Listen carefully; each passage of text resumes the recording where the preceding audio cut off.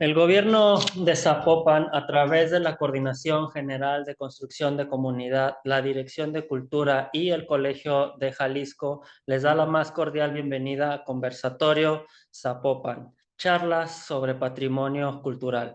En esta ocasión tenemos el tema de cementerios, hospitales y beneficencias a cargo de la doctora Isabel Eugenia Méndez Fausto, a quien le doy las gracias por estarnos acompañando, y yo me siento especialmente feliz porque estamos coincidiendo en este espacio y anteriormente pues era mi maestra en la carrera de historia, entonces me siento bastante feliz por estar compartiendo espacio aquí con la doctora. Muchas gracias por tomarnos en cuenta y estar aquí con nosotros.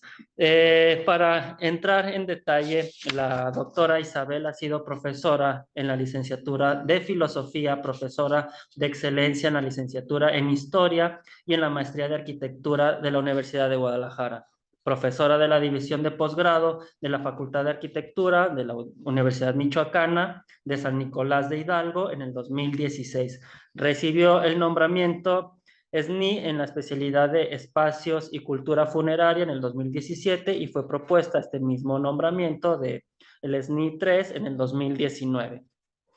Ha realizado 8 ediciones del Coloquio de Cultura Funeraria desde 2018 al 2024 y coordinó el coloquio temático del Archivo de la Arquidiócesis de Guadalajara 2010-2013.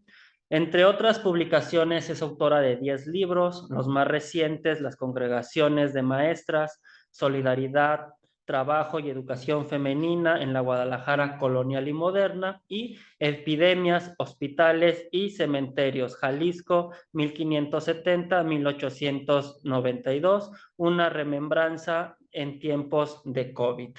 Eh, Quiero hacer una acotación hablando del Seminario de Cultura Funeraria que dice 2024, y pues nosotros como Zapopan vamos a ser sede de este Seminario de Cultura Funeraria, y estaremos teniendo estos temas, estas actividades el 6 y 7 de noviembre en la Galería Javier Arévalo, que están cordialmente invitados para que nos acompañen. Habrá más ponencias en este sentido de todo el tema funerario, ya que estamos en el marco de las festividades del Día de Muertos que lleva a cabo la Dirección de Cultura, y pues se une a estas acciones que lleva la Dirección de Cultura. Son bienvenidos. Aparte, habrá una expoventa de libros referentes a estos temas para todos los interesados. Entonces, no olviden darse una vuelta 6 y 7 de noviembre a partir de las 4 de la tarde en la Galería Javier Arévalo, que la tenemos aquí muy cerquita del Colegio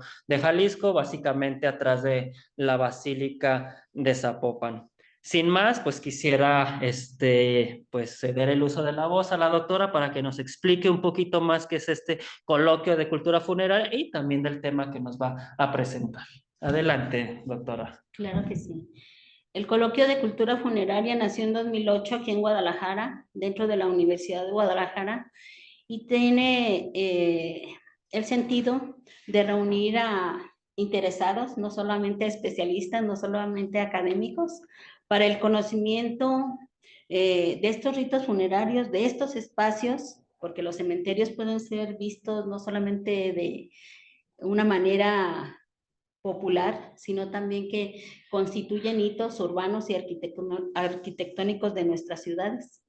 Entonces, ese conocimiento es el que queremos compartir con todos los presentes en cada coloquio. Y como bien dice mi querido alumno, porque yo también recuerdo que fue mi alumno, pues queremos compartirlos con todos. También me da mucho gusto y le agradezco mucho que me siga apoyando. Y en concreto, en esta ocasión, el tema amplio de todo el coloquio, que es el octavo coloquio, el que tendremos en la galería, es efectivamente cementerios, hospitales y beneficencia. Pero en concreto yo quise limitarme a 3 temas. Yo quiero hablar del significado del material tierra, que es el que da sentido a la formación de cementerios en primer lugar y a los camposantos. que siguen vigentes en nuestras sociedades hasta el día de hoy y que sigue siendo la forma más popular y más empleada para hacer el tratamiento de nuestros fallecidos. Muy ad hoc. Bueno, espero que les interese a todos. Mi título se llama Tierra Sagrada, Cementerios y Camposantos. El título del presente escrito de Tierra Sagrada, Cementerios y Camposantos responde a las dos partes en que se encuentra planteada la presente participación.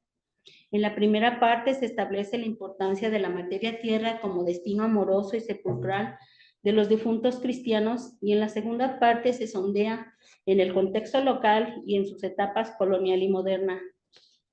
Se profundiza en la diferencia conceptual y material de camposantos y cementerios, ya que ambos elementos constituyeron componentes importantes del pasado urbano de Guadalajara, como también fueron los factores imprescindibles de sus diversas etapas funerarias y de sus diversos sistemas funerarios consecutivos. Ya hecha esa advertencia, entro en la primera parte.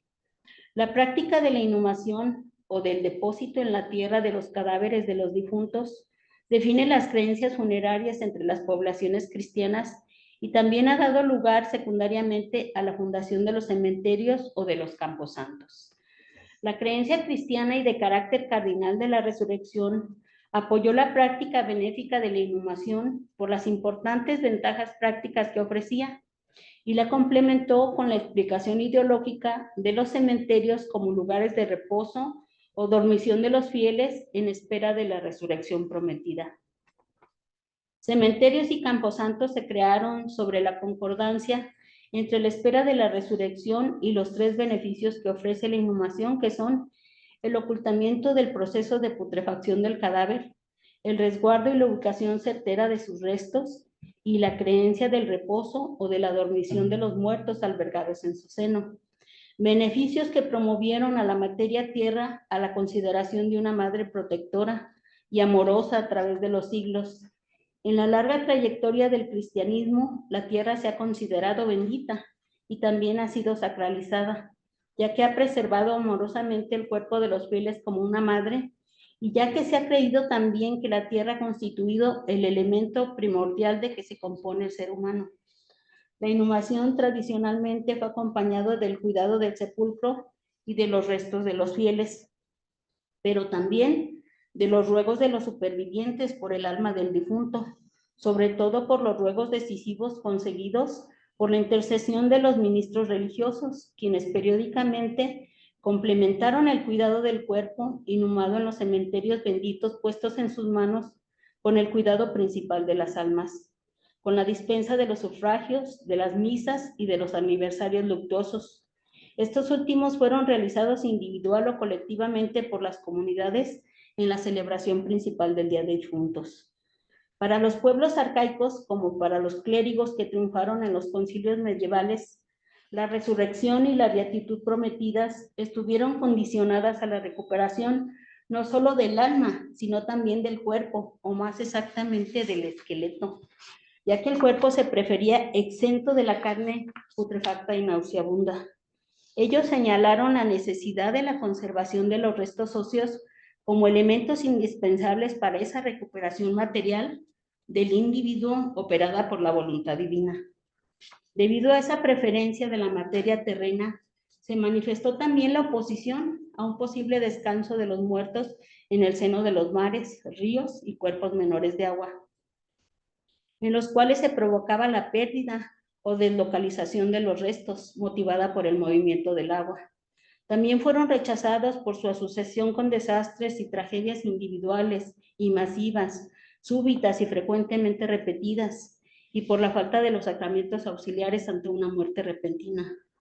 El agua de los inmensos mares, elemento catastrófico de disolución de los naufragios, los ríos y arroyos, escenarios de los repetidos ahogamientos, al igual que las norias y los pozos naturales por su calidad, principalmente de escenarios de desastres humanos y muertes individuales o colectivas repentinas, no compartían las mismas características de seguridad, descanso y reposo que se le reconoció a la tierra. Los cuerpos de agua constituyeron, de hecho, el refugio de los excluidos, de los individuos separados incomprensiblemente de la comunidad cristiana por el dedo de Dios, mediante la muerte repentina que les deparaba, y que fue interpretada por sus ministros como indigna por la carencia de confesión y de los sacramentos finales. Los cadáveres de los indígenas a poco de la conquista se arrojaban a las acequias, los de las víctimas de las epidemias a los arroyos, ya que no podían ocupar un lugar en los camposantos. Tampoco se tuvo el mismo alto reconocimiento para el aire, mucho menos para el fuego, como depósitos adecuados de los muertos, desconociéndolas como modalidades cristianas de inhumación, sin admitir siquiera que fueran deseables para el descanso eterno. En opinión de la Iglesia Católica, la incineración fue una práctica de las sociedades antiguas de creencias paganas y también una costumbre que se contrastó largamente con la práctica de la inhumación de los cadáveres de los creyentes cristianos y con su homenaje, cuidado y conmemoración social. Desde esa misma opinión católica, estos elementos culturales de conmemoración estaban ausentes en las culturas precristianas, carentes de la idea cardinal de la resurrección de los cuerpos, que ha impulsado la Iglesia Católica misma. En base a esa diferencia esencial, la práctica de incineración fue largamente resistida por los pueblos cristianos, pero principalmente por sus representantes eclesiásticos que fueron sus dirigentes. Por todos los motivos anteriores en la práctica, la inhumación continúa vigente como el uso local más extendido, porque es por sus características el tratamiento del cadáver que se piensa más compatible con las demostraciones vivas de respeto y afecto de los dolientes hacia el difunto. Entre los cristianos, el recurso de la inhumación sigue siendo proporcionalmente mayoritario y reporta, como en el pasado, buenos resultados, no solo inmediatamente, sino incluso al paso de los años, porque la finalidad de este y de todos los tratamientos destinados al cadáver buscan evitar la disolución integral del cuerpo muerto. De ahí que al promover exclusivamente la corrupción y el desprendimiento de la carne, a promover la limpieza y preservación de los huesos bajo tierra, estos sirven adecuadamente a la representación de la perpetuidad. Y surge de ahí el simbolismo del hueso. Está más muerto que la carne en descomposición, pero se quedará como soporte incorruptible de una vida cuya precariedad nos negamos a aceptar. Y es que, con la pérdida de los restos, el inconsciente se privaría del mayor apoyo a nuestras fantasías acerca de su recuerdo o aún de su permanencia entre los vivos. Con el estudio de los cementerios y camposantos locales, entramos en la segunda parte de la presente participación. La esperanza cristiana de una resurrección futura de los cuerpos ya comentada fue la que motivó el piadoso cuidado de los muertos y de sus sepulcros por parte de todas las naciones. Y para que nada faltara al consuelo de la piedad de los fieles, su madre, la Iglesia, desde el discurso de la Iglesia, encomendó el uso de los cementerios, instituyó y ordenó que estos fueran benditos y dedicados al Señor con gran solemnidad y con muy fervorosas preces, con la invocación de los ángeles y santos y finalmente con la oblación del cuerpo y sangre de Jesucristo para que se hagan lugares santos. En las oraciones del ritual de consagración de un cementerio se decía: dignaos de consagrar esta tierra destinada para nuestra sepultura y de bendecirla con la bendición de vuestro cuerpo sepultado, y a nosotros sepultados aquí en la sustancia de la carne, concedednos que sobre la confianza de la futura resurrección gocemos de descanso en la misericordia de vuestra redención. Para bendecir un cementerio, el celebrante se sentaba y daba una corta plática a los asistentes sobre la santidad y los privilegios de los cementerios. Luego, encendía las 3 velas que había al pie de una cruz central. Arrodillados todos los presentes se cantaban letanías y durante ellas el celebrante hacía 3 rogaciones para purificar, bendecir, santificar y consagrar un cementerio.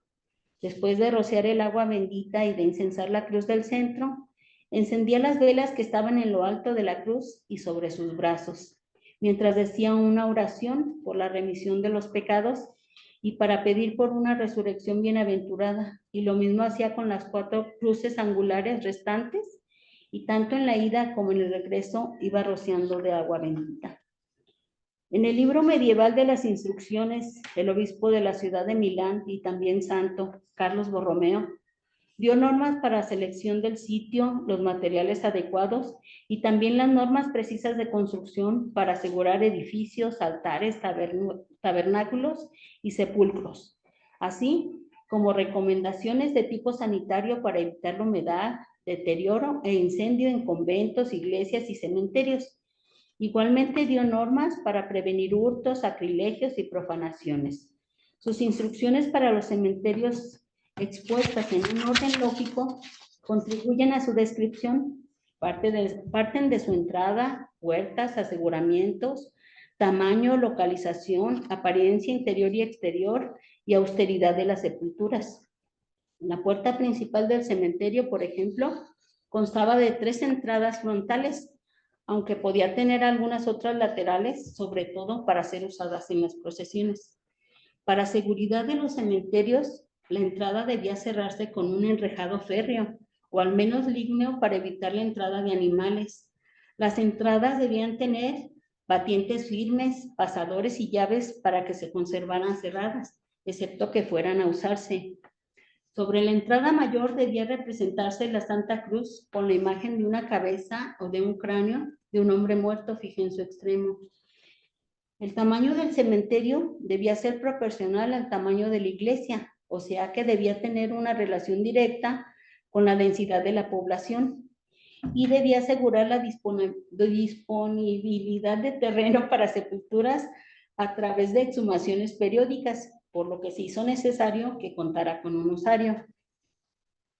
Se recomendaba que de preferencia se evitara la localización de los cementerios por el frente de las iglesias, porque en ese lugar estaban más expuestos a los animales, a los paseos o reuniones, entonces consideradas como actividades indignas de ese lugar sacro, y porque otros acontecimientos podían contribuir a su más fácil violación en ese punto, aunque no se prohibía que se estableciera allí, como tampoco alrededor de toda la iglesia. Los cementerios debían ser todo lo amplio que fuera posible en atención al tamaño de la iglesia a la que estaban anexos.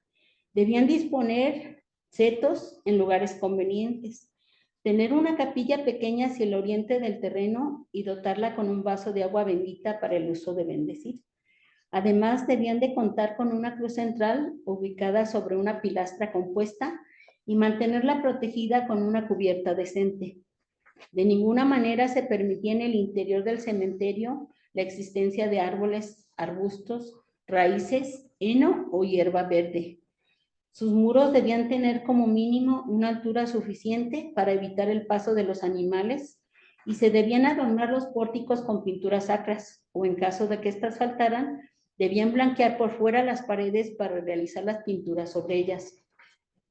Para guardar el debido respeto, tanto para las sepulturas del cementerio como para las del interior de la iglesia, estaba dada la prohibición de que se representara la cruz, figuras hagiográficas y escenas sacras historiadas sobre pavimento, lápidas sepulcrales y muros expuestos a la humedad.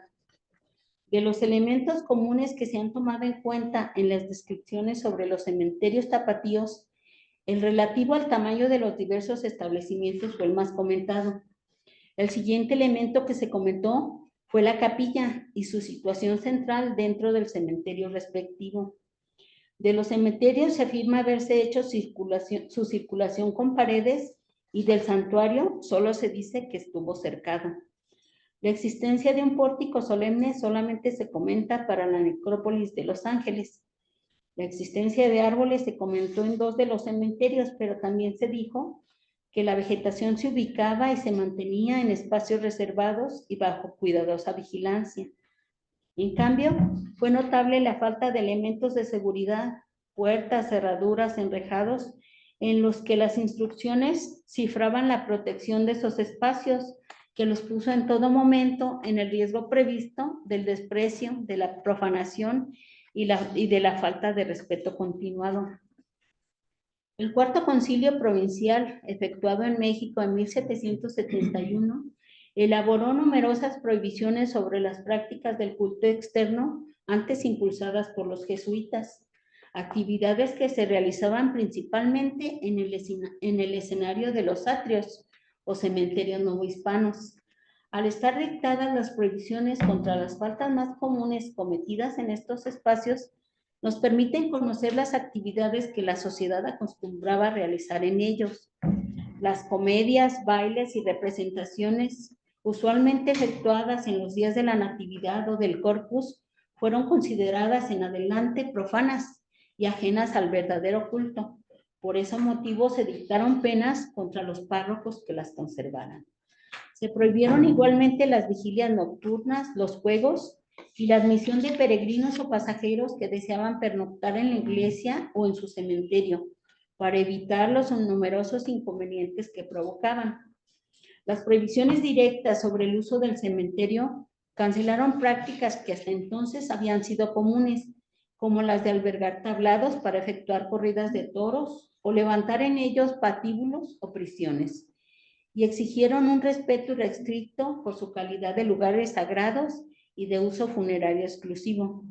Se dictaminó entonces la excomunión mayor a todos los que se atrevieran a sitiar, escalar, derribar puertas o paredes de las iglesias, sumando a la excomunión sanciones económicas para todos sus violadores.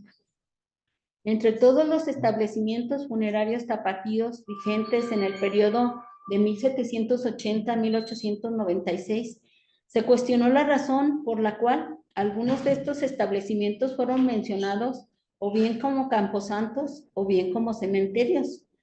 Para formular la diferenciación correspondiente, se partió del hecho de que el historiador Matías de la Mota Padilla, en su extensa obra sobre la Nueva Galicia, describió 3 cementerios: el de San Juan de Dios, el cementerio de la Iglesia de la Compañía de Jesús y el cementerio correspondiente al convento de San Francisco. Dado que Mota Padilla fue un personaje educado de mediados del siglo XVIII y que terminó sus días de viudo profesando religiosamente, podemos considerar que utilizó este término con la debida precisión. En su apoyo podemos invocar efectivamente que desde la legislación canónica más remota, cementerio fue el término que utilizaron las autoridades religiosas para nombrar el área funeraria en el atrio o exterior de las iglesias. Desde las más antiguas disposiciones, el concepto empleado para referirse al entierro en el atrio de la iglesia y para exigir su cumplimiento fue el de cementerio. Así ocurre con los cánones que van del siglo XIII al XVI, por ejemplo, con los correspondientes al sínodo cisterciense, que prohibieron la sepultura en la iglesia o sus canceles, y el que exigió que los cementerios se cerraran para que tuvieran la reverencia debida. En el siglo XVI, las leyes indias demandaron también la construcción simultánea de 2 tipos de cementerio en América. El primero de esos tipos fue definido tanto por el criterio de su ubicación como por la clase de cadáveres que recibía para entierros, y el segundo lo fue exclusivamente por el criterio de su ubicación. El primer tipo de cementerio se ubicó en el área rural, y aunque se exigió que se bendijera, no fue requisito que se construyera ni en las cercanías de una iglesia, ni en el centro de su terreno se edificara una capilla. La falta de estos elementos constructivos apunta a que los entierros de los pobres, de los indios y de los esclavos efectuados ahí carecieron de un ritual funerario. El segundo tipo de cementerio, en cambio, podría ser igual a los 3 de la ciudad de Guadalajara, que ocuparon la atención de Mota Padilla, ya que además de estar ubicados junto a una iglesia, se les llamaba cementerios, y porque además se definieron como un sitio descubierto fuera del templo destinado a enterrar cadáveres. Entonces se debe decir que el uso del término cementerio para nombrar el atrio como área funeraria parece haber sido hasta el siglo XIX el nombre más tradicional y a la vez el más comúnmente utilizado en la ciudad de Guadalajara. Es adecuado entonces que en Guadalajara a los establecimientos más antiguos se les llamaran cementerios, desde sus libros parroquiales, como ocurre con el establecimiento anexo a la iglesia de Mexicalcingo, y hasta 1812 con el espacio exterior para entierros de la catedral. Desde 1782 se percibe, no obstante, una ruptura tajante o un anacronismo en el uso tradicional del concepto cementerio, ya que en el archivo del Santuario de Guadalupe sus libros parroquiales denominan al entierro efectuado en el área del atrio como hecho en el Camposanto, y en general hicieron extensiva esa misma denominación anacrónica a otros establecimientos que desde otras fuentes fueron llamados cementerios. Nuestra conclusión es que las autoridades eclesiásticas fueron las que subrayaron el carácter sagrado de los camposantos para beneficiar sus planes de traslado parcial de los cadáveres hacia el atrio, en contra de las disposiciones reales iniciales y estatales posteriores que urgían el traslado extramuros de los cadáveres desde finales del siglo XVIII. El subrayado del carácter sagrado de los camposantos por parte de la Iglesia tapatía solo ocurrió después de que responsabilizaron a los feligreses por el abuso de haber realizado los entierros antihigiénicos en el interior de las iglesias, y también después de responsabilizar, aunque en menor medida, la codicia de algunos eclesiásticos. Sobre la preeminencia funeraria de los camposantos sobre las iglesias, los eclesiásticos decían, apenas a inicios del siglo XIX, que la ignorancia se quiso persuadir que solo a los muertos que estaban enterrados en las iglesias aprovechaban las misas, aunque no había una sola oración en que se pidiera algo más por los que estaban enterrados en la iglesia que por los que estaban sepultados en el camposanto. Y aclararon que más bien se puede decir que está en lugar sagrado el que está en el camposanto que el que está dentro de la iglesia, ya que estas palabras sagrado, consagrado, quieren decir tanto como estas otras, destinado, dedicado, y las cosas solas se llamaban consagradas respecto de aquello para lo que se consagraron.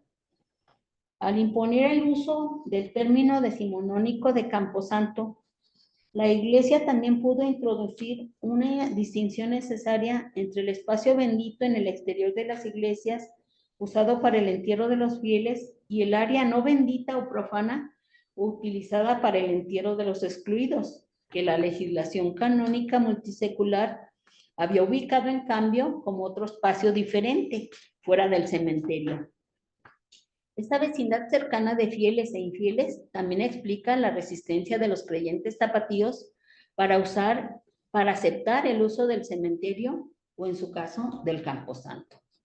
Los cementerios decimonónicos se diferenciaron de los camposantos contemporáneos en todos sus rasgos, por su acepción como lugares profanos, por su aspecto material deficiente y por su ubicación a extramuros. En ese sentido, fueron las razones higiénicas dominantes las que determinaron a partir de 1780 la construcción de únicamente 2 sepulcros generales o fosas comunes colectivas, ubicadas ambas en la zona norte de la ciudad. Entiéndase en estos casos lugares profanos, el anexo al camposanto del Santuario de Guadalupe y el entonces nuevo Hospital de Belén. Estoy hablando como un área. Aparte de iglesia, camposanto, hay un extra que es el sepulcro general, en los 2 casos, del Santuario de Guadalupe, como también el colectivo que sería el correspondiente al Hospital de Belén. La iglesia tapatía, todavía en completo control de los espacios funerarios, aceptó a finales del siglo XVIII las recientes medidas higiénicas propuestas, a fin de realizar no únicamente el traslado de los entierros mínimos de reos y excluidos del centro de la ciudad al sepulcro general del santuario, sino sobre todo del más significativo, del entierro mayoritario de pobres que solicitaban entierros gratuitos, los que por su número sí constituían una amenaza seria a la salud pública. La Iglesia, no obstante, intentó salvar la dignidad moral de esos pobres enterrados en la fosa común y asemejados, por eso, cercanamente con los excluidos, con el rezo de un responso. Si la construcción de sepulcros generales de tipo higiénico en el cementerio del antiguo Hospital Real, ubicado en el centro de la ciudad y en el exterior de la catedral, fueron una innovación higiénica en la ciudad, el uso de la fosa común no fue de ninguna manera una novedad, ni aún para la catedral, ya que en la regulación de los pagos por sepulcros en la catedral, correspondiente al año de 1743, Si bien se consigna la capacidad de 471 sepulcros entablados y por lo tanto individualizados o divididos en torno de cada sepulcro en sus áreas principales, para cubrir el total de alrededor de 568 lugares señalados por sus cuotas en la gráfica de rectangulación, restan al menos 97 lugares que, al carecer de separación entre los cadáveres, pueden señalar un uso menos digno, pueden propiciar una mayor aglomeración, pero principalmente pueden ejemplificar el uso aceptado de fosas comunes en un recinto eclesiástico sin enfrentar por ello ningún problema o recelo al respecto. Por esa misma aceptación fue que también pudieron habilitarse los sepulcros higiénicos comunes en el área inmediata de la lonja y quedaron bajo el actual templo del Sagrario. Las instalaciones y estrategias para seguir proporcionando el tan necesario entierro gratuito para los pobres de la ciudad se iniciaron en Belén alrededor de 1808, cuando ya el sepulcro general del santuario de Guadalupe vivía una crisis insalvable por estar contaminado su suelo. Por lo tanto, el sepulcro del santuario y el del antiguo Belén representaron en el proceso cementerial de la ciudad los establecimientos provisionales o de transición entre los lugares tradicionales anteriores de iglesias y camposantos y los cementerios o panteones que completaron un sistema cuartelario por el lado sur y que fueron posteriores, construidos por particulares en Mexicalcingo y Analco. Las fosas colectivas o los sepulcros generales cumplieron el papel de cementerios extramuros y conservaron estas instalaciones provisionales para entierro en común o individualizado de pobres en un mismo patio primordial, mismo patio que en Belén se completó por 1850 con la construcción de un panteón o de numerosos gavetarios adosados a sus galerías y con la construcción por parte de particulares de capillas familiares y sepulcros individuales en un segundo patio de dignidad, y ambos patios contribuyeron al esplendor arquitectónico del edificio que a más de un siglo de distancia aún podemos atestiguar todos nosotros. Avanzado el siglo XIX, la Iglesia diocesana nombró también con el término de cementerio a los primeros establecimientos construidos por el Estado, toda vez que compartían con el establecimiento anterior una nota infamante.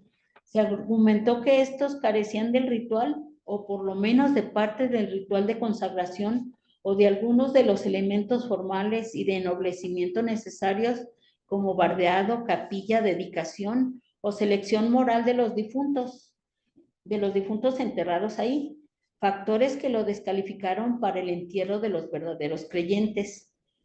De la revisión documental y bibliográfica se rescata la postura contradictoria entre el uso de la Iglesia diocesana, que se empeñó en llamar camposantos a los espacios funerarios exteriores a las iglesias parroquiales, y la del Estado, que se obstinó en denominar los cementerios, además de hacer extensiva esta denominación a los nuevos establecimientos que por razones higiénicas el gobierno se proponía construir en las afueras de las poblaciones. Las conferencias decimonónicas entre las máximas autoridades eclesiásticas y civiles para la construcción de cementerios extramuros se realizaron sobre la base de que los conceptos de camposanto y cementerio que empleaban cada uno eran equivalentes o sinónimos, pero la diferencia existente se hizo notoria en cuanto los ayuntamientos tomaron la iniciativa de construirlos, porque entonces la Iglesia debatió que no se podían bendecir debido a que no se había seguido en todos sus pasos el ritual de consagración del lugar, el que iniciaba desde la designación del lugar mismo. Otra de las condiciones que la Iglesia impuso para bendecirlos es que debía dejarse a su arbitrio la selección de las personas que podían ser admitidas en él, y es que la admisión de una sola persona indigna, según antiquísimas reglas, ponía en entredicho la santidad del lugar. El tercer obstáculo, y el más importante para que pasaran de cementerios a camposantos, fue la encarnizada resistencia del Estado que se resistió extraordinariamente durante el siglo XIX a la espiritualización de los cementerios, o sea, a su separación del comercio humano para hacer su donación perpetua en manos de la Iglesia. Y el malentendido se profundizaba, ya que el Estado argumentaba a su vez su inconformidad con los establecimientos diocesanos por el descuido de los restos, por el desorden en los registros de defunción, así como por la permanencia temporal y cada vez más breve de los restos, y no por su descanso eterno. Y lo más grave o más escandaloso aún, que el desmantelamiento completo de los cementerios y su venta o cambio de uso se realizara por decisión exclusiva de la Iglesia. A partir de lo que hemos expuesto, podemos concluir que al utilizar el término cementerio, el gobierno real o el estatal, cada uno en su momento, no lo rescataron de un uso anterior o extinto, sino que continuaron el uso de un término todavía en plena vigencia, mientras que la Iglesia, al imponer el término decimonónico de Camposanto, sí lo insertó en la serie de las denominaciones locales para promover un interés, o introdujo un término novedoso para el medio funerario tapatío. Entre esas dos opciones, un pueblo radicalmente dividido entre esas dos autoridades y en un largo conflicto por el dominio ideológico de la sociedad y de sus espacios funerarios, debió emplear selectivamente el mismo que privilegió cada una de estas, y al entenderse con las distintas autoridades terminó por utilizarlos de manera indistinta en el uso cotidiano, convirtiéndolo por lo menos en sinónimos funcionales. En el lenguaje cotidiano, por eso, se hace uso de los términos de camposanto y cementerio como conceptos equivalentes o sinónimos, y es singular que hoy ocurra así cuando precisamente durante el siglo XIX ambos conceptos fueron tan debatidos y contrapuestos entre sí. La diferencia entre esos dos conceptos fue hecha en primer lugar por la Iglesia misma. Aunque el término tradicional para referirse al entierro realizado fuera del templo haya sido el de cementerio, la Iglesia diocesana empezó a privilegiar el uso del término camposanto para referirse a este mismo espacio, subrayando por una parte su carácter sagrado y buscando por la otra una mayor aceptación de ese lugar por parte de las cantidades crecientes de población excluidas del entierro hecho en el interior de la Iglesia. Concluimos entonces que los cementerios compartieron la misma ubicación junto a su iglesia respectiva hasta el siglo XIX, y posteriormente a esa fecha y hasta 1896 solo hubo sepulcros generales como expresión de cementerios o establecimientos profanos en la zona norte urbana. La iglesia tapatía, por tanto, se negó a utilizar el término de cementerio durante la primera mitad del siglo XIX y lo suplantó por el de camposanto, hasta la desaparición física de las instalaciones funerarias eclesiásticas ocurrida en el caso del santuario por 1866, aunque fue suplantado eclesiásticamente por otras dependencias distintas como tenía el Estado. Y falta agregar que en este periodo se nombraron camposantos simultáneamente a las áreas funerarias de otros espacios. En Guadalajara solo excepcionalmente se llamaron cementerios desde los libros parroquiales, lo que ordinariamente debía ser llamado el Camposanto de Mexicalcingo, y hasta 1780 el espacio exterior para entierros de catedral.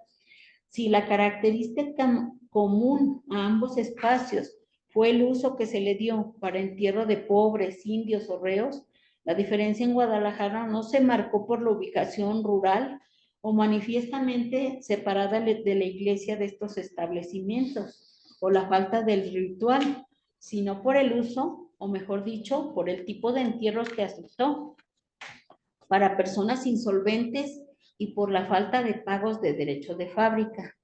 Y se ratifica esa misma reflexión con el caso confirmativo de la parroquia de Mexicalcingo, ya que ese punto se aclara mejor. El mismo obispo Cabañas había descrito desde 1808 las dos estrategias por las que sus feligreses intentaron eludir el pago de los derechos sepulcrales y funerarios integrantes del acto ceremonial del entierro católico, que daba a los curas las prerrogativas de cobrarlos. Respecto del cementerio, comenzó por titularlo Fábrica de Indios y dio la razón de ello, en el concepto de que los indios no pagan los derechos de fábrica, llamando suyas las iglesias construidas con sus expensas y su trabajo. Sobre el derecho funeral, pidió al cura de Mexicalcingo que no permita se hagan los entierros por los indios sin intervención del sacerdote y contraviniendo los ritos de la iglesia, constituciones sinodales y autos de visita. El cuarto concilio, realizado en 1777, no obstante, ya había advertido, y muy claramente, que era para no permitir en caso alguno que los cantores hagan solos el entierro por huir de que se les estreche a la paga de derechos de entierro. En conclusión, en la Guadalajara decimonónica, el término de camposanto sustituyó al de cementerio, porque con el nuevo término quiso puntualizar sus dos principales características. La primera, que se trataba de un sitio sagrado para entierro de los feligreses, convenientemente bendito y materialmente bien protegido, y la segunda, que el camposanto era un espacio en el que la iglesia diocesana no iba a conceder entierros gratuitos, que hubiera sido el procedimiento normal en los dos cementerios principales anteriores que se habían conocido en la ciudad, sino que lo haría a cambio de una limosna, en muchos casos, correspondiente a una cantidad mínima que debía ser entregada a cambio, so pena de descender por esa falta de pago o de limosna a un nivel funerario ínfimo en el que los pobres se equiparaban a los excomulgados y a los contagiados, siendo entonces un nivel en el que se igualaban con los no cristianos. Y al carecer los pobres ahora sí de un lugar y de un rito funeral cristiano, y por estar destinados a un recuerdo infame, a una falta de recuerdo. El sistema de jerarquización eclesiástica que ordenaba a los fieles en 3 niveles de aprovechamiento moral y que facilitaba la designación de su entierro en el espacio funerario respectivo, se quebrantó con la cancelación de los entierros en las iglesias. Su exclusión del lugar bendito significó ideológicamente su exclusión de la patria celeste, pero en la práctica significó también un movimiento general de reacomodo que trasladó casi masivamente al nivel inferior correspondiente a cada difunto en lo particular, los de la iglesia al camposanto y los del camposanto fuera de este. En conclusión, el sistema funerario colonial y decimonónico se basó en un doble criterio económico-moral para destinar a los difuntos a 3 lugares distintos de entierro, según se desprende del análisis de las fuentes principales para este estudio. Estos lugares fueron el interior de la iglesia, el exterior o cementerio o camposanto, y un lugar o área profana fuera del cementerio para entierro de los excluidos. Concluimos, por lo tanto, que para el tratamiento práctico de los sistemas o de un sistema funerario tapatío en particular, no se debió buscar necesariamente el conocimiento puntual del desarrollo particular de cada establecimiento funerario o su componente, sino que bastó con lograr la comprensión de la interrelación de todos esos tipos de establecimientos, bien fuera dentro de las diversas etapas temporales o de los distintos sistemas funerarios específicos que se relevaron, caracterizando cada establecimiento según su intervención distintiva, o como cementerio o como camposanto, y estos se diferenciaron a su vez según las condiciones diversas de inhumación que practicaron, la sepultura eclesiástica o la de los pobres y excomulgados. Muchísimas gracias. Muchas gracias, doctora. Tengo una duda. Usted nos explicaba de la diferencia entre cementerio y camposanto, y que básicamente pues, fue cambiada por los eclesiásticos para hacer la diferencia de que pues era lo mismo, bueno, de estar adentro de la iglesia o estar afuera, y que no hubiera esta rencilla, vamos, ¿no? De quienes querían estar adentro porque recibían más misas y los que estaban afuera. Pero ¿de dónde surge el otro sinónimo que tenemos, que es el de panteón? ¿Cómo se acuña o por qué se empieza a utilizar? Y si existe alguna diferencia, como existe, que la acuñaron entre cementerio y camposanto. Sí, aquí estuvimos hablando que hay sepulcros generales en la zona norte de Guadalajara, en el extremo norte de Guadalajara, que son el Hospital de Belén y que es el Santuario de Guadalupe. Pues, estos son provisionales. La lucha entre la Iglesia y el Estado viene en el sentido que por derecho canónico los entierros de los pobres debían ser gratuitos. Eso dice la legislación canónica de los siglos pasados. Y eso significa que el ritual funerario debe ser gratuito y la sepultura debe ser gratuita. En el libro que yo tomé esto de 3 libros de los que soy autora, porque he trabajado en cementerios de Guadalajara ya más de 10 años, y se trata de que en esos casos estos lugares son provisionales y la lucha del Estado era que con la misma dignidad se hicieran los cementerios afuera y fueran gratuitos, ¿sí? Y la resistencia de la iglesia era, si no hay recursos, si no voy a cobrar, ¿cómo voy a hacer un cementerio formal? ¿Sí? Y la diferencia está ahí. Cuando nacen los verdaderamente formales, como este caso del segundo patio de Belén, la diferencia entre cementerio y panteón se marca por las estructuras arquitectónicas. Los panteones están hechos de estructuras materiales que protegen los cadáveres. ¿Por qué? Porque están a extramuros de las ciudades. Cuando tienen esas estructuras, galerías, gavetas, se llaman panteones.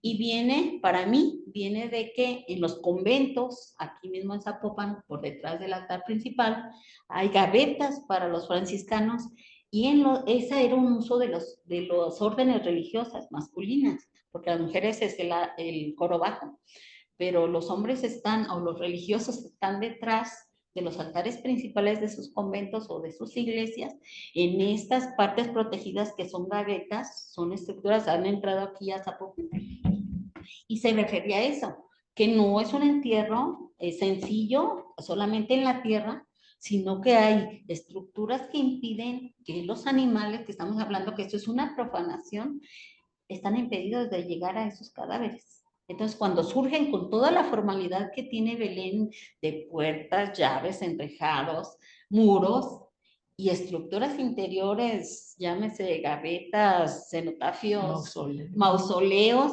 entonces estos son verdaderamente dignos. ¿Por qué? Porque ese cadáver ya no puede ser profanado.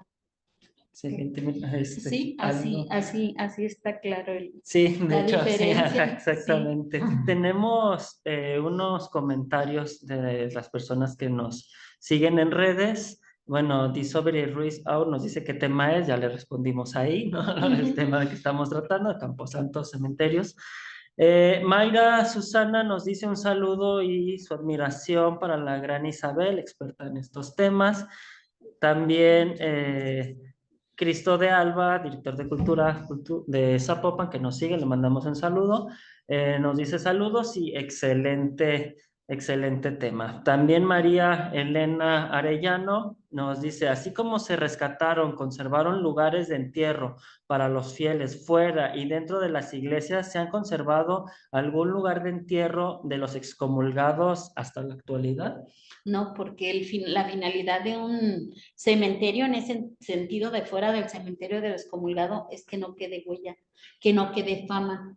¿Sí? En gran parte nuestros independentistas son memoria de bronce, porque de muchos no existen los cuerpos. Sí, fueron sujetos de esos tratamientos de excomunión, sí, algunos. Porque el castigo era hasta la muerte, ¿no? El castigo va hasta la muerte. Que no queda nada para la resurrección, como bien lo mencionaba, que la carne se pierde, pero quedan los huesos, ¿no? Y hay que desatar. Y entonces ellos no merecen esta parte. Y en el mismo sentido de los entierros que mencionaba de ultramar, ¿no? De que también pues ahí se perdía, también era para estas personas como los marineros o bueno, los náufragos, pues ya era un naufragio, pues ya era un castigo, básicamente. Sí, lo que pasa es que ese era el criterio de la iglesia. Cuando había muerte repentina, se supone que Dios era el que había decidido y entonces no llegaste a recibir todos los auxilios espirituales. Entonces se supone que no pediste un perdón, no te confesaste, no comulgaste y te fuiste así de repente.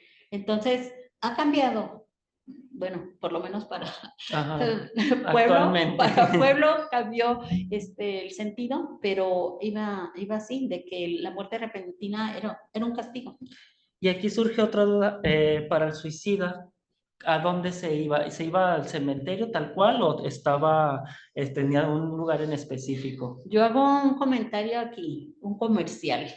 Yo estos lo saqué, texto lo armé de 3 libros que tengo. Tengo mi primer libro, que es la tesis de maestría, y se refiere a, yo le puse Guardián del Sueño Eterno, el Estado ante las necesidades funerarias de Guadalajara en estos siglos XVIII-XIX. ¿Por qué? Porque, bueno, hay todo este alegato de que por el mismo tratamiento a pobre que excomulgado. Y viene una parte en ese sentido, en los 2 primeros libros, que es este, y el segundo, que es el núcleo médico funerario del Hospital Civil, en donde ya meto la cuestión médica también y ya meto el Hospital Civil. Y es que los médicos rompen este veredicto de la iglesia. Para ellos, y los casos, yo los consulté en el archivo de la arquidiócesis, de excomulgados, en primera, hay una muerte repentina y, por ejemplo, hay un suicida y abre las autoridades, como en la actualidad, y lo encuentran ahí y dicen, estaba cerrado, o sea, fue, ¿no? O sea, todo apunta a que fue. Pero lo que se hacía era que premeditadamente se les ponía en un lugar aparte. Pero esta gente, de lo que había duda, tenía un juicio por sepultura eclesiástica, o sea, su derecho a gozar de sepultura eclesiástica, porque se hacía una investigación. ¿Sí? Podría ser igual que alguien hubiera entrado y volvió a cerrar, no sé. Y entonces se hacía, en un año se llevaba este juicio y lo hacían pues las más altas autoridades eclesiásticas de Guadalajara. Y entonces venía una parte como judicial que se entrevistaban quiénes fueron los últimos que lo vieron, y un rasgo muy particular era que se le preguntaba en qué estado emocional lo veían. Si ya, por ejemplo, hay el caso de un suicida que se cuelga en una de las rejas interiores del Hospital Civil, un soldado, y entonces dice que parecía como loco. Uno de los que declaran dice que parecía como loco. Entonces, esta era como una, ¿cómo se dice ahorita? Una atenuante de haberse suicidado, porque decía, perdió la razón, fue un momento de desesperación y era un atenuante. Pero la intervención de los médicos viene en el sentido de estos casos, como dices, de suicida, y también de los ebrios consuetudinarios, ¿sí? Porque por la razón del malestar que tenían, por ejemplo, alguien que tuviera una manifestación de enfermedad que irradicara en la boca, que tuviera vómitos, que tuviera llagas, que tuviera algo así, se suponía indigno para que recibiera la hostia, para que recibiera los sacramentos. Entonces no se le daba. A alguien que le decían, pues es que tiene aliento alcohólico, murió de un exceso, no los querían los padres confesar y no los querían llevar a un camposanto. Pero los médicos dicen, pues es que esta es una enfermedad de larga duración, la ebriedad o el alcoholismo. Dice, es una de larga duración y tú ves en el cerebro cómo se modifica todo y cómo finalmente hay como carga de mucha sangre y todo esto, y se hizo en la larga duración, ¿no? Entonces no fue una muerte repentina. Y a final del siglo, a mediados del siglo XIX, que se empiezan a exigir los juicios por sepultura eclesiástica, porque se dice, el cadáver de, no sé, mi familiar está fuera del cementerio hace más de un año, hace 5 años, y entonces no se ha resuelto, y entonces él tiene, ya declaramos, ya tiene derecho a estar acá, porque en general, los que yo tuve oportunidad de ver, todos los familiares hablan a favor del suicida, hablan a favor del ebrio y dice, no, estábamos en una reunión, no, sí tomamos y todo esto, pero no, él se confesaba, él comulgaba. Siempre dicen que cumplen con la iglesia, no están atenuando, pero viene, como decir, la participación más importante del médico, y por ejemplo en un caso decían, es que huele alcohol porque para volverlo, porque se cayó de una azotea, para volverlo le pusimos alcohol, ¿no? Que es unas friegas que les una llaman, ¿no? friega, ¿no? Friegas de alcohol. Que es algo que hace la gente comúnmente y dice, es que eso hicimos, por eso él huele alcohol, no es que haya tomado. Y hay un alegato así que le dicen al cura, es que nada más hubieras acercado tu nariz a la boca de él y hubieras decidido si lo untaron de alcohol o tomó alcohol, y no lo hicieron. Entonces, cuando hay esta lucha, la ciencia o la medicina contra la iglesia, como que les hacen ver la fragilidad de sus argumentos, ¿sí? Y entonces yo veo que desaparecen los juicios de sepultura eclesiástica y todos estos términos tan radicales, ¿no? Que se le aplicaba a la gente. Y bueno, hay esa intervención porque los médicos empiezan a definirse, la profesión médica en el siglo XIX, y llegan a ser gente muy importante para muchos ramos como para ver la higiene pública, para ver la higiene de edificios, para ver la higiene de la alimentación. Y entonces yo digo que por eso reciben mucha atención la participación de ellos y logran cambiar los juicios por sepultura eclesiástica. Entonces ahí empieza como ese cambio y desaparece prácticamente. Y esto se da, eso es lo que me llama a mí la atención. Los casos yo los vi entre 1847 y 50 y algo, en la víspera de la reforma. De la reforma. ¿Sí? Muy interesante. Nos dice Adriana Orozco Bernaldez que muy interesante su conferencia y que gracias por compartir. Bueno, si tenemos alguna pregunta de aquí del público que nos acompaña, adelante. Menciona que había personas indignas. ¿Por qué eran indignas? Pues en estos dos casos, por ejemplo, el suicida se consideraba indigno. Es un pecado atentar contra la propia vida. Entre nuestros mandamientos o los mandamientos es un pecado atentar contra la propia vida. Y, por ejemplo, la muerte repentina de los alcohólicos que mueren sin sacramento ya se convertía en indigna. O sea, les aplicaban, haga de cuenta que en nuestra sociedad nos aplican los 10 mandamientos, así, a rajatabla. ¿Cuántos quedamos fuera? Se hacía, se hacía, se hacía. Entonces, los pobres, los ladrones, porque hay casos de Tonalá que son ladrones, son gavillas de ladrones, entonces mueren en el acto de un robo, de un secuestro, de lo que andan haciendo, y ellos son indignos, ¿sí? O sea, la manera de morir, el momento de morir, lo que andabas haciendo es lo que te califica. Y aunque dice que el siglo XIX, y ese es el valor de las calaveras de Posada, la sociedad ya creía que todos nuestros muertos eran buenos y que se salvaban inmediatamente, ¿no? Todo el mundo tenía esa idea, pero no, era muy riguroso la aplicación de la selección moral. Y lo que cuestiona el Estado, y bueno, eso yo me imagino en parte por acumular también poder, pues de incidir en esta parte de la discriminación de los pobres, que se dice que le están dando un trato de excomulgado prácticamente. Cuando efectivamente las leyes canónicas sí decían que el entierro de todos debía ser igual, pagaran o no pagaran.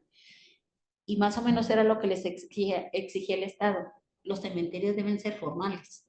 Eso significa que deben tener toda la protección, el bardeado, que si fueron los rurales y los que estaban allá sin iglesia, sin capillas, sin nada, era un primer momento. Y yo digo, pues sí, no eran prácticamente católicos recién conquistados, ¿no? Nadie era católico. Y otra cosa, pues eran pobres y muchas veces eran víctimas, me imagino, de estos accidentes, los que eran comunes en la época, que se cayó un barranco y lo siguen diciendo en el santuario, se lo tragó un pozo, sí pasan, lo picó un alacrán, sí, muchos niños. Entonces hay esos accidentes y efectivamente para la iglesia el que caía en repentino ya era malo.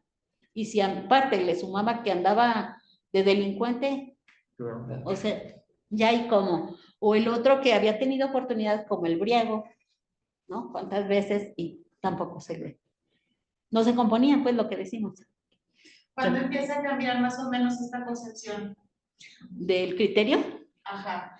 El criterio se peleó y no se le había prestado atención a esto todo el siglo XIX, porque se comparte como el control de Belén todavía hasta finales del siglo XIX, pero el Panteón de Mezquita nace como panteón estatal, porque el gobierno del estado es el que promueve la fundación de Mezquita, precisamente porque durante el periodo colonial la obligación de ayudar, de combinarse, creo que el Estado proporcionaba el lugar y la iglesia proporcionaba los recursos para abrir el cementerio. Pero entonces ellos empieza desde finales del siglo XIX a discutirse que si no se quitan la administración de la iglesia va a querer seguir administrando.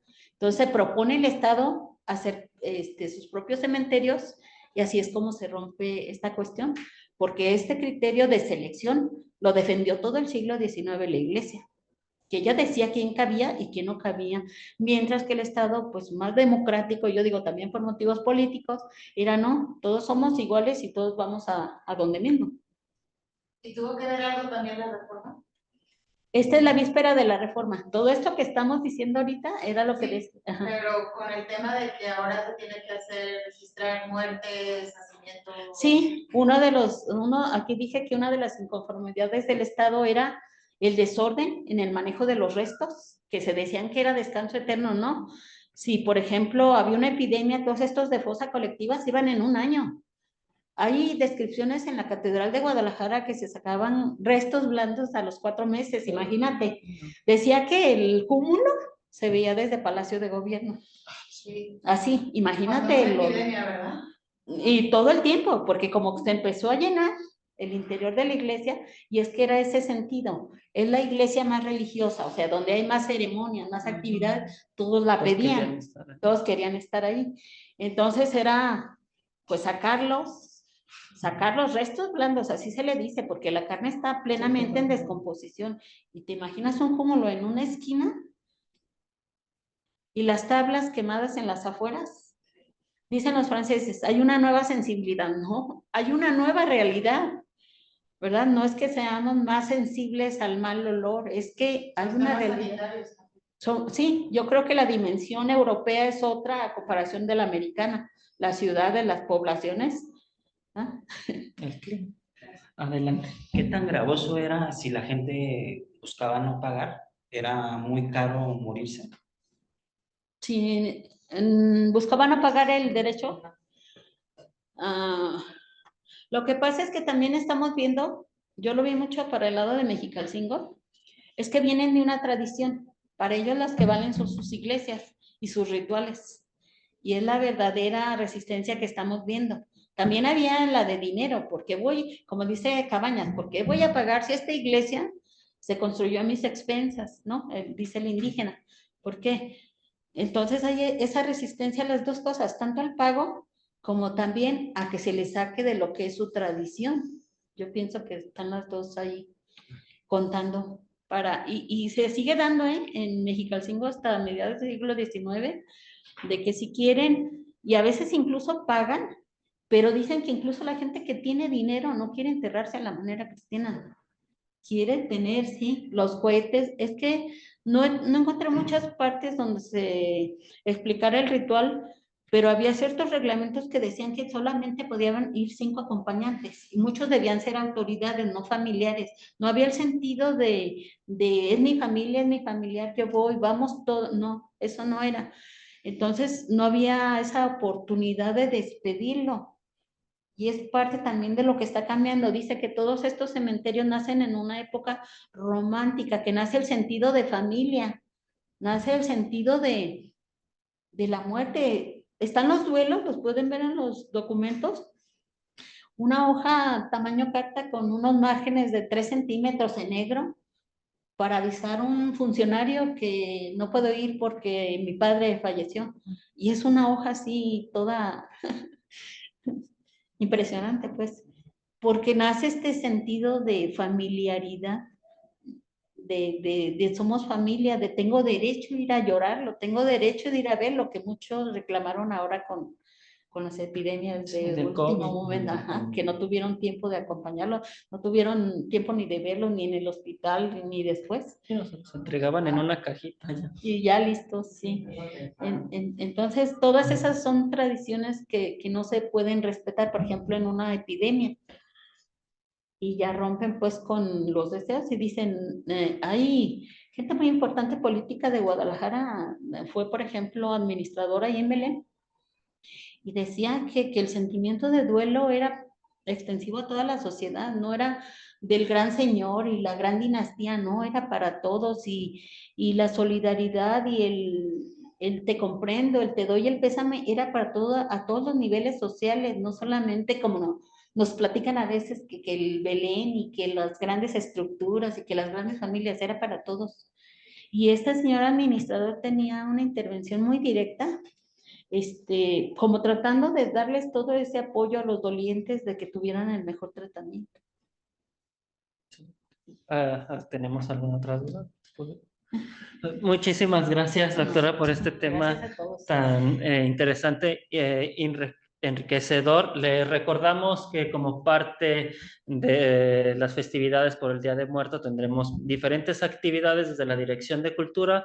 Estén pendientes de las redes sociales donde podrán ver las siguientes actividades. Tenemos actividades del seminario, perdón, del el coloquio de cultura funeraria el 6 y 7 de noviembre a partir de las 4 de la tarde en la Galería Javier Arévalo. También tenemos actividades en el Centro Cultural Constitución, donde habrá también hay relatos de leyendas de la zona, entonces estén pendientes de nuestras redes sociales. Habrá también grupos artísticos que tocarán, habrá obras de teatro, todo referente a la temática del Día de Muertos, y pueden visitar también el altar de muertos, el macroaltar de muertos que está ahí en la Consti, que está dedicado a una mujer muy importante que lamentablemente acaba de fallecer este año, que es Marcela Orozco, una gestora cultural muy importante para la ciudad de Guadalajara. Entonces los invitamos a que visiten y que sigan la cartelera de la Dirección de Cultura de Zapopan para que se den cuenta de todas nuestras